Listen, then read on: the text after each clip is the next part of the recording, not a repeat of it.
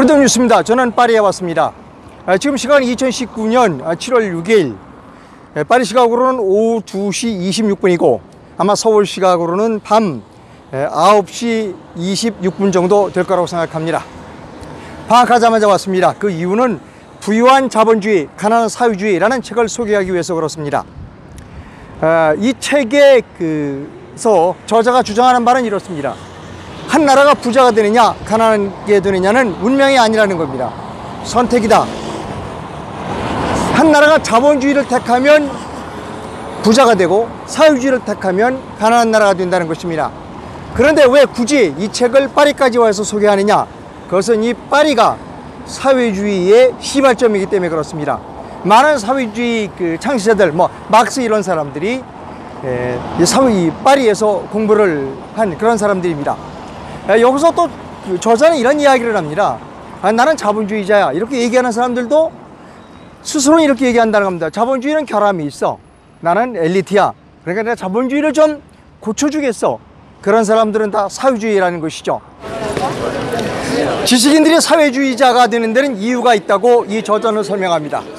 그것은 뭐냐면 지식인들은 자본주의는 뭔가 잘못되어 있어. 불평등해. 공정하지 않아. 나는 지식이냐? 나는 자본주의를 고쳐줄 수 있어. 라고 생각한다는 것입니다. 그런데 큰 착각가 무엇인가 하면 이런 시장, 자본주의가 원리가 제대로 적당한 이런 시장은 어떤 엘리트들의 지식인들이 만든 세상이 아니라는 겁니다. 자본주의는 그냥 어린아이가 말을 배우듯이 그냥 이렇게 생겨난 그런 사회제도가 자본주의라는 것입니다. 그런데 지식인들이 나는 이 자본주의가 잘못된 걸 고쳐줄 수 있어. 나는 머리가 좋아. 나는 공부를 많이 했어. 그냥 내가 자본주의를 고쳐야 돼 라고 생각하는 것, 그렇게 돼서 사람들이 사회주의자가 된다는 것입니다. 그런 사회주의자가 가장 많은 곳이, 가장 쉽게 찾아볼 수 있는 곳이 미국의 하버드 대학, 그리고 영국의 옥스퍼드 대학, 그리고 이곳 파리에는 소르본에 많다는 것입니다. 소르본으로 갑니다. 제 뒤에 소르본이 여기에 보입니다. 이거 소르본은 대학가입니다. 그리고 프랑스 사람들은 이곳을 캬르티에 라틴구라고 부릅니다. 그것은 왜냐하면 중세 시대의 대학이 라틴어로 신학을 가르쳤기 때문입니다. 물론 이곳에서 프랑스의 사회주의가 싹 텄습니다. 대표적인 사람이 사르트르, 마담 보부아르 이런 사람들입니다. 사르트르와 마담 보부아르가 만나서 사랑도 하고, 그리고 여러 사회주의 학자들이 만나서 토론했던 장소, 그곳 카페로 가봅니다. 이곳이 사회주의 사상가 사르트르와 그리고 그의 부인 마담 보부아르가 모여서 토론하고 사랑하고 커피를 마셨던 곳입니다. 이곳에 많은 사회주의 사상가들이 모였던 프랑스 상제르맹 거리에 있는 한 카페입니다. 제가 바로 그 자리에 앉아서 이렇게 커피를 마시고 있습니다.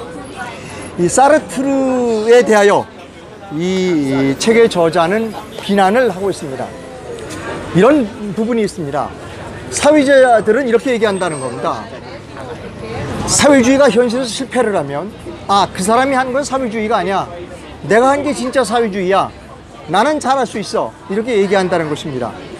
그러면서 또 사회주의가 저지르는 폭력을 옹호한다는 것이죠. 이 책에서 이렇게 사르트르를 비난하고 있습니다. 20세기 프랑스를 대표하는 지성이라는 사르트르는 1954년 소련을 방문했습니다. 그리고 갔다 와서 뭐라고 얘기하는가 하면 소련에는 인권을 유린하는 강제 수용소가 없어. 이렇게 사르트르가 이야기했다는 것입니다. 그리고 그의 부인 마담 보부아르도 비난합니다. 사르트르와 마담 보부아르는 마오쩌둥 혁명을 위해 자행한 그 수많은 폭력을 아주 고두윤리다라고 찬양했습니다. 그리고 쿠바의 영웅 체 게바라를 비롯해 독일의 적군파, 1971년 미넨 올림픽에서 11명의 이스라엘 선수를 살해한 팔레스타인 조직, 캄보디아 전체 인구의 20%에 달하는 200만 명의 국민을 학살한 캄보디아의 독재자 폴포트, 이런 사람들을 매우 칭송했다. 라고 이 저자는 비난하고 있는 것입니다. 자, 이렇게 그 사회주의에 심취한 사람은 그 서양 사람들뿐만은 아니었습니다. 동양 사람도 있었죠. 차이나타운으로 갑니다.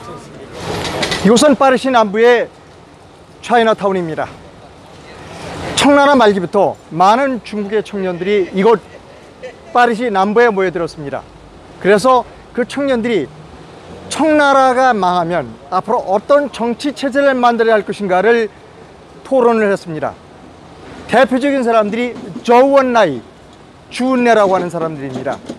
이렇게 주은내를 비롯한 많은 청년들이 청나라만에 파리로 많이 모여들었던 이유는 파리가 사회주의의 시발점이었기 때문이었습니다. 재미있는 점은 이렇게 한번 그 파리에 와서 중국 청년이 파리에 와서 사회주의 사상을 공부하면 청나라에 있는 자기 친구들을 불러들였다는 겁니다. 그래서 청나라에 있는 자기 친구들을 불러들일 수 있었던 이유는 재밌게도 두부 때문입니다. 여기 파리에 와서 두부를 만들어서 팔았습니다. 그 당시 그 브라파에는 두부가 없었습니다. 그런데 중국 사람들이 두부를 만들어서 파니까 장사가 잘 됐던 겁니다. 그래서 그 저우원날, 그 주은혜를 비롯한 많은 사회주의 사상에 그 심취한 그런 청년들이 고국에 있는 청나라의 많은 친구들을 불러 모을 수 있었던 이유, 그것이 두부 장수가 잘 됐기 때문이었습니다. 어쨌든 이 젊은이들은 이곳 파리에서 사회주의 사상을 연구했습니다. 그리고 자기의 고국 중국으로 돌아갔습니다. 그리고 사회주의 사상을 실현했습니다. 어떤 방법으로? 사회주의 실현을 위해서는 많은 사람을 희생시킬 수도 있다 라고 하는 생각을 그들은 가지고 있었습니다. 예, 파리의 샹젤리제입니다. 저 뒤에 개선문이 보입니다. 제가 1989년 파리의 특파원으로 발령받았을 때의 그 충격을 말씀드립니다. 1989년 당시에 중국에서는 천안문 사건이 있었습니다. 그런데 이곳 샹젤리제에서는 어떤 일이 있었는가를 말씀드립니다. 천안문 사건을 이 프랑스 사람들은 플라스트 천안문이라고 얘기를 합니다. 그리고 그때 천안문에서 비공식 통계에 의하면 10,000명 가까운 중국 사람들이 희생됐다고 합니다. 그런데 이 샹젤리제에서는 파리에 살고 있는, 그리고 프랑스 전국에 살고 있는 중국 사람들이 이 중국 특유의 자전거, 중국산 특유의 자전거를 끌고 수천 명의 사람들이 이곳 샹젤리제 거리에서 시위를 했습니다. 그 사람들이 외친 것은 프랭땅 드 베이컨, 베이컨의 봄이 오기를 외쳤습니다. 프랭땅 드 베이컨, 베이컨의 봄, 북경의 봄이라는 건 구호를 외쳤습니다. 그 뒤 중국은 적어도 경제적으로는 자본주의 체제를 택했습니다. 그래서 오늘날 중국은 경제적으로 상당히 부유한 나라가 됐습니다. 자, 이제 우리나라를 말씀드립니다. 우리나라가 이렇게 부유하게 된 것은 아마 지금 이 샹젤리제 거리에 한국 사람도 많이 있을 겁니다. 제가 비행기를 타고 왔을 때 대한항공기를 타고 왔는데 비행기 그득히 한국 사람들이 방학을 맞아서 이 비행기를 타고 이곳 파리에 왔습니다. 우리는 부자 나라가 됐습니다. 이렇게 우리가 부자 나라가 된 것은 우리가 운이 좋았기 때문이 아닙니다. 우리가 택한 정치체제가 부유한 자본주의 체제를 택했기 때문입니다. 여기서 우리는 두 사람을 기록해야 합니다. 해방 이후에 자유민주주의 체제를 선택한 초대 대통령 이승만, 그리고 자본주의 경제 이론에 아주 철저하게 입각하여 경제정책을 세운 박정희 대통령, 이 두 사람의 탁월한 선택, 이것을 우리는 있어서는 안 된다고 생각합니다. 파리에서 프리덤 뉴스 이상로입니다.